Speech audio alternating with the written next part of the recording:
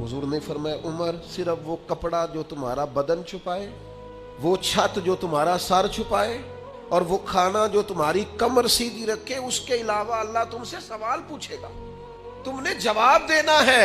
ला ना बुला के बेटा तो वो अपने बच्चों के साथ मौज कर रहा है, बेटियां अपने अपने घरों में आबाद है, बच्चों को दे दे के चले गए और हिसाब हम दे।